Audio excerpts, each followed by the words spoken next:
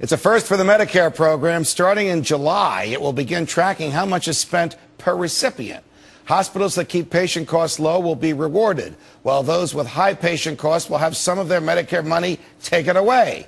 This perhaps well-intended plan, like many ill-advised government ideas, is sure to have some unintended consequences when bean counters who desperately want government money start influencing how patients are treated.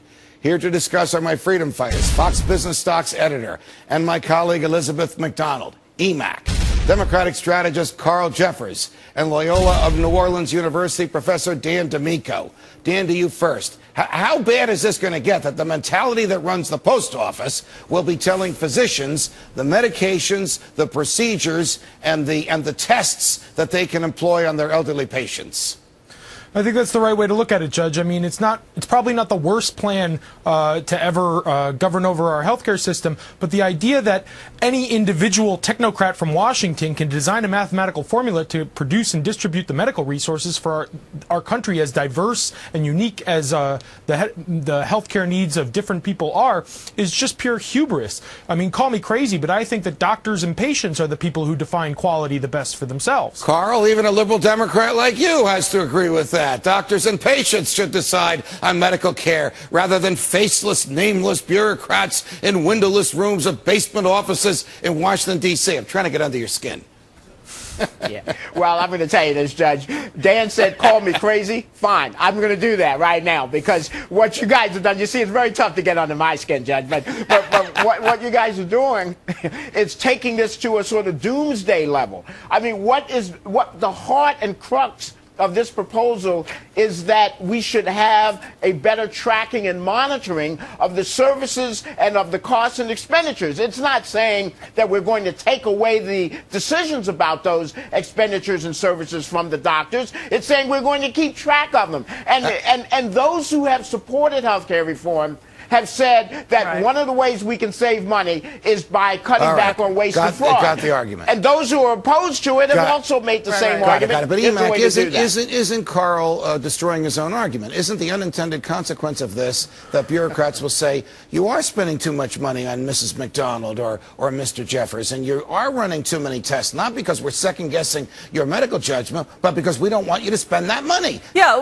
that has been an idea that came out in the Clinton health reform, under the Kerry health reform plan in 2004, and it was a bipartisan plan to do just that in 2005. Judge, I want taxpayer money to be protected. I want to stop waste and fraud in Medicare. I want that to happen. But what we're talking about is a 15-member advisory panel that is unelected, that would be equivalent to the Federal Reserve Board, deciding on what is going to happen in an economy, part of the economy that's the size of Great Britain. You can only hope that Medicare or the federal health plan will be able to cover the back sprains and the contortions for that bureaucrat who has to define things like efficiency, because that's what it comes down to. Dan, isn't this the inevitable result of government financing health care, that government, not medical personnel in the government, but bean counters in the government, will supersede the decisions of patients and physicians? That's the worst of all circumstances, is it not? I think you're absolutely right, Judge. And the other thing to recognize here is the process of feedback. I mean, medical industry is a fast-paced, high-innovation market. And the fact of the matter is that subjecting these processes to politics means that at best we can update the model that we use every 4 or however many political cycles it takes. These proposals is a problem of planning, not the problem of any particular plan. Carl, which is more efficient, the free market when it addresses an issue, or bureaucrats and politicians when they spend tax dollars on addressing that issue? Well, Judge, if you were asking me a philosophical, intellectual question, probably I'd oftentimes say the free market. But let me respond, though, quickly here, that the reality is that the average American has no more confidence in how the insurance companies are going to decide about services and the services that they can get and the procedures that they can get than the federal government. And they've proven that by the ridiculous way they monitor the system. It's price control either by the insurance industry or by government-run Medicare. I'm going to give you one. You make a good point on that. We're going to switch topics. Not because you won, but because we're going to get to another topic before we leave. The Federal Reserve calls it transitory, but the international aid agency Oxfam and the UN Food and Agricultural Organization say, listen to me quoting the UN, global food prices for staples like corn will double in 20 years. So why exactly does the Fed think inflation is not a looming threat, Dan? Why does the Fed think it can ignore something like all these international organizations are predicting food prices will double in 20 years?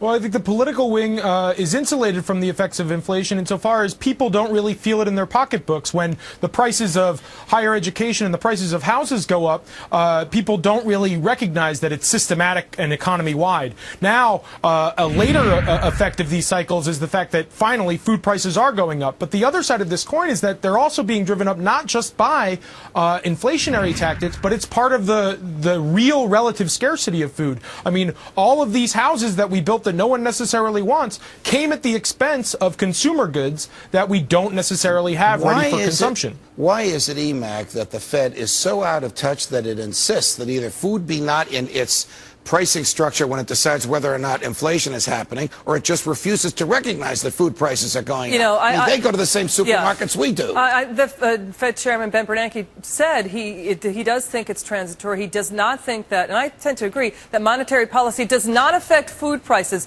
I have to say, you have to focus on it when you have 2 to 3 billion more consumers coming online into the middle class in China and India, and you have, gas prices going up. Yes, that's a function of the dollar and also oil and supply and demand. But food and gas made up 3/4 of the headline inflation number recently. That can't be ignored. Carl, how can the Federal Reserve ignore food and gas? We all eat, and almost all of us, certainly you out in California, and a lot of people in flyover country, and most people on the East Coast, except in Manhattan, drive cars and pay for gas.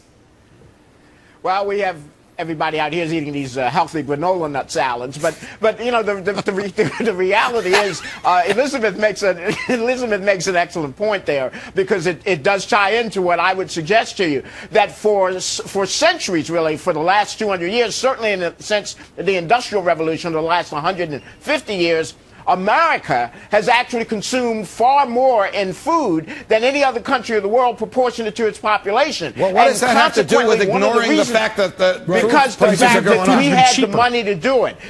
So we had the money to do it no matter what the demand was, and it didn't affect food policy. But what does it have to do with the Federal Reserve ignoring food and gas prices? Look, you can't eat a computer, you can't eat an iPhone, you can't eat an iPad. You have to eat food, and you can share your car with somebody when gas prices go up. You can't share your food. Dan, we have about 30 seconds. I'll give you the last word, Dan. The Federal Reserve ignoring reality. Go ahead.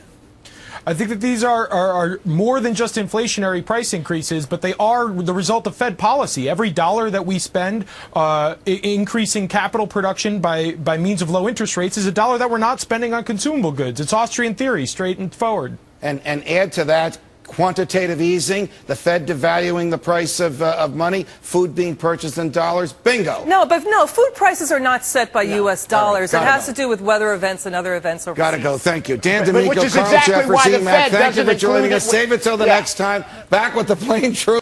For 30 years, eFoods Global has been perfecting the process by which we make our food reserves. We start by using only the finest sun-ripened and fresh produce grown and harvested following the Good Agricultural Practices guidelines.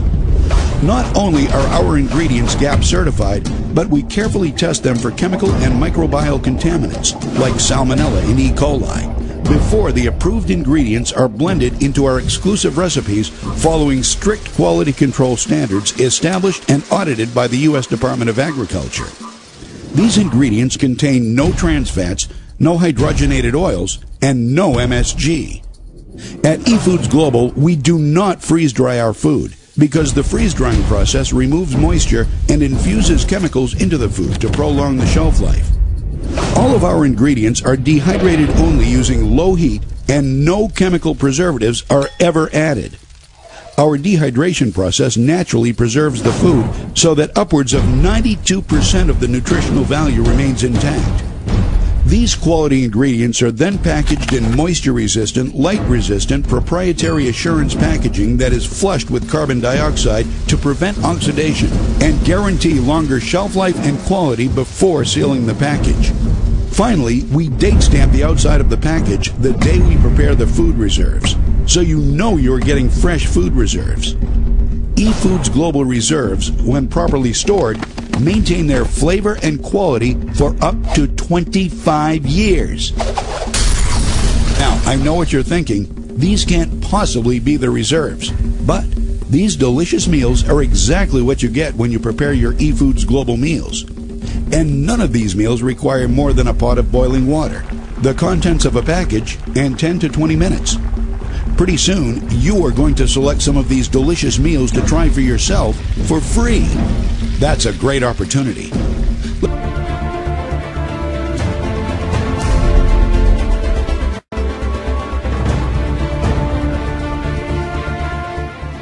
Centers nearby, and upon checking out, the gal asked me what I was doing with so much food, and I said, there's an economic collapse coming to this country. Plan now. And she laughed. She actually thought that was funny. Here's the point. There are people out there that we can't help and don't want to help themselves. But as for the rest of us, buy storable food now. It remains cheap at this very moment in time, despite the meteoric rise in price of wheat, up 54% since June. Sugar's up 114%, and corn is up 79%, along with most other commodities, including silver. Buy food now for storage. This instant. Go tonight, tomorrow. Buy food in any amount you are able to buy it. Just as silver was cheap 1 year ago at $14.32 an ounce, food is cheap today compared to what it will cost 1 year hence, and perhaps much more.